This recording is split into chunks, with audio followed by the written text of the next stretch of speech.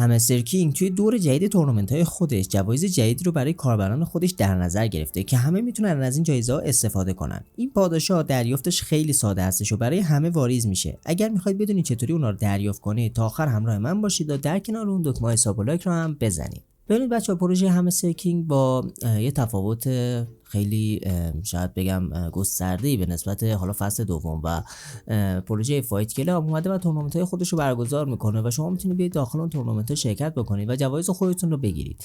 و گرفتن جوایز داخل تورنمنت همستر کینگ تقریبا کار تا حدودی ساده‌ای هستش و نیاز نیستش که شما بخواید کار مثلا خیلی سختی رو انجام بدید و شما به راحتی میتونید بیاید جوایز خودتون رو داخل همستر کینگ دریافت کنید و جوایزی که بهتون میده استفاده کنید.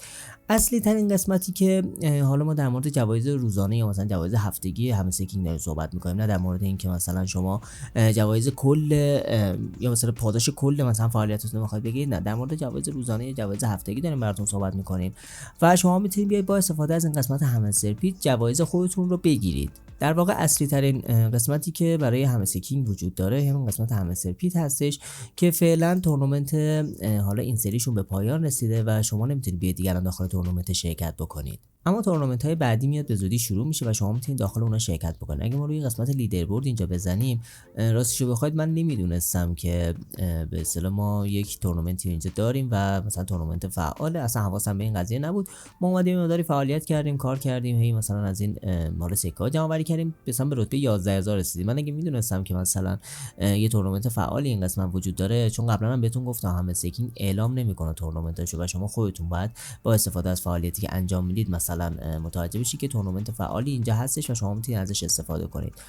حالا با توجه به این قضیه مثلا ما اومدیم 5000 خورده از این سکه‌ها جمع آوری کردیم که میزان خیلی زیادی نیستش و میتونستیم خیلی بیشتر جمع آوری بکنیم و رتبه 11000 شدیم.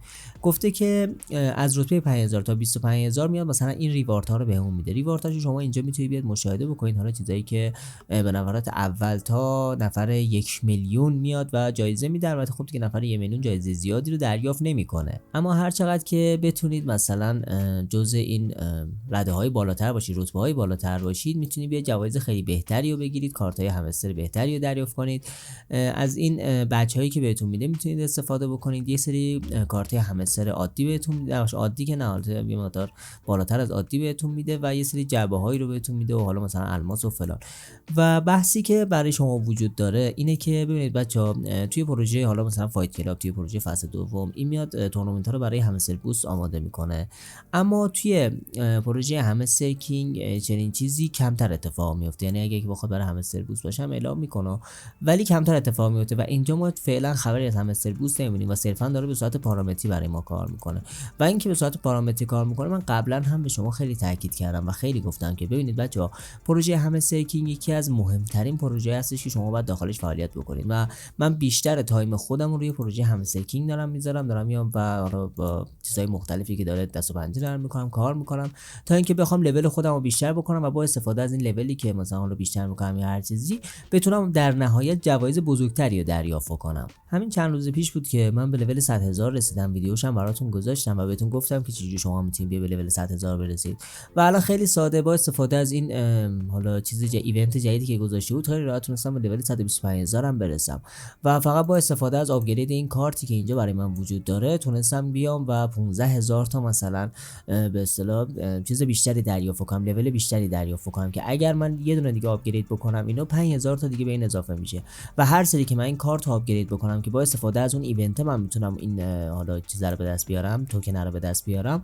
با استفاده از اون ایونت من میتونم بیام این کارت رو آپگرید بکنم و ازش استفاده بکنم برای اینکه بخوام لول خودم بیشتر بکنم. یعنی یه فرصت یه هفته‌ای به شما داده برای اینکه شما بخواید بیاید از اون حالا توکن استفاده بکنید و اون توکن رو بیاید اینجا برای به اصطلاح لول خودتون هزینه بکنید. اون توکن رو حالا فعلا میزانش اون میزان نیستش که باید باشه، اما مثلا با استفاده از این چیزایی که شما اینجا فعلا دارید توی یه هفته شما میتونید از این جعبه ها جمع آوری بکنید و بعدش اینجا روی اوپن میزنید، این جعبه برای شما باز میشه، مثلا 20 تا از این بهمون داد یا مثلا یه چیزای دیگه بهمون میده، یه جعبه دیگه مثلا بهمون میده و ما میتونیم بیایم اون رو مثلا بازش بکنیم، فلان بکنیم و شما میتونید بیاید این کارو انجام بدید و از این حالا توکن جمع آوری بکنید. اینجا براتون نوشته مثلا گفته که ممکنه یه دونه حالا جعبه دیگه بهتون بده که اینجا مثلا ما داد 20 تا از اینا بهمون میده، بیشتر نمیده، همین اندازه است. مثلا توی جعبه بعدی گفته یه دونه جعبه بزرگتر بهمون میده که امکانش هست بده و این اتفاق برام افتاده، تا جعبه‌های خیلی بزرگتری هم من رفتم. یا مثلا گفته 30 تا از این توکن ها بهمون میده و چیزای مختلفی که اینجا برای ما وجود داره و شما میتونید بیاد ازش استفاده بکنید. و به غیر از اون شما با استفاده از حالا کارهای دیگه‌ای که انجام میدید از این جعبه ها هم دریافت میکنید که اگر اونا رو اوپن بزنید میتونید بیاد یه سری چیزای دریافت بکنید. مثلا حالا پیت توکن بهتون میده، نمیدونم یه سری چیزایی که مربوط به کار همسه پیت هستش و شما میتونید بیاد ازش استفاده بکنید. اینم خیلی ساده است، هیچ کار سختی نیاز نداره و شما میتونید بیاد با استفاده از حتی همسه پیت هم این چیزا رو جمع آوری بکنید. یعنی توی قسمت همسه پیت، توی قسمت ریوارد هایی که اینجا برای ما وجود داره میبینید من الان دیگه چون آپگرید کردم کارتامو تا راند 20 برای من جوایزش رو به صورت اتوماتیک من استارت بزنم برای من واریز میکنه دیگه. بعد از اون فقط بعد جوایز راند 20 به بعد رو دریافتش بکنم که دیگه کار خیلی ساده ای هستش و از راند 21 برای من شروع میشه. شما هم اگر خواستید میتونید بیاد کارت حالا اون رو آپگریدش بکنید، کار سختی نداره. بذارینم کارتش کدومه که بهتون بگم که چجوری باید اون رو آپگریدش بکنید. ببینید کارتش این کارتی هستش که اینجا هستش و شما باید این چیزا رو اول به دست بیارید، توکن رو به دست بیارید و بعد از اون بتونید با استفاده از این پیت توکنایی که دارید حالا به اون حد نصابش برسه و بیاید کار آپگرید انجام بدید. مثلا حالا واسه من این چیزا رو میخواد، ممکنه شما تو لول های پایینتری باشید چیزای دیگه‌ای بخواد، یا توی لول های بالاتری باشید چیزای مختلف دیگه‌ای هم باز ازتون بخواد. نمیدونم حالا داستانش به چه صورته.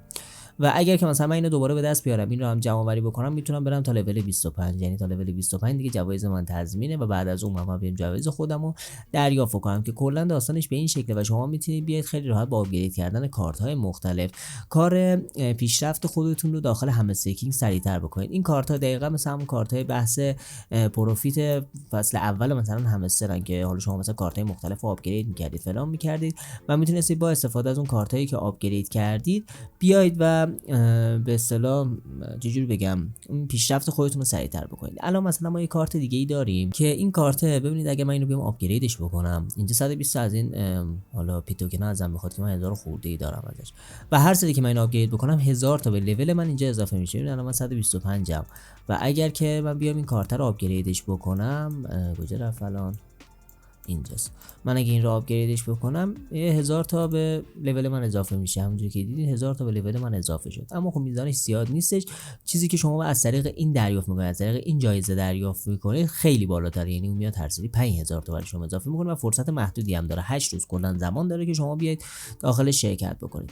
کلا داستانش به این شکله و شما میتونید بیاید حالا از این چیزی که برای شما اینجا قرار دادن استفاده بکنید و این کارت های مختلف رو حتما آپگرید بکنید برای اینکه بخواید حالا جایزه خودتون رو در نهایت بیشتر بکنید و پیشرفت سریعتری داشته باشید. از لول 100000 به بعد کار آپگرید کردن خیلی واسهتون راحت‌تر میشه. این خونه‌های آبی رنگ میاد میزان زیادی به شما امتیاز میده و لول های زیادی رو میتونید از طریق این خونه آبی به دست بیارید که برید برای لول بعدی که لول حالا 250000 هستش. یعنی اگر شما بخواید اینجا مثلا کار مکس کردن این خونه رو انجام بدید باید لولتون 250000 باشه که با یه دونه کلیک مکس کردن اینجا انجام بشه. اما این باید در نظر داشته باشید بچه‌ها که حتما میزان سکه‌ای هم که جمع آوری میکنید حتما باید میزان زیادی باشه، به خاطر اینکه اینها میزان سکه‌ای زیادی از شما میخوان و اگر سکه کمی داشته باشید جلوی پیشرفت شما رو میگیره. پس این موضوع رو حتما حواستون بهش باشه. اگر که اطلاعیه و آپدیت جدیدی از پروژه همه سیکینگ بیرون بیاد من حتما ویدیوشو براتون میذارم. پس کانال ما رو حتما سابسکرایب بکنید و زنگوله کانال رو روشن بکنید که مثلا اینکه ویدیویی براتون گذاشتیم شما جزو اولین نفراتی باشید که میاد اون ویدیوها رو تماشا میکنید.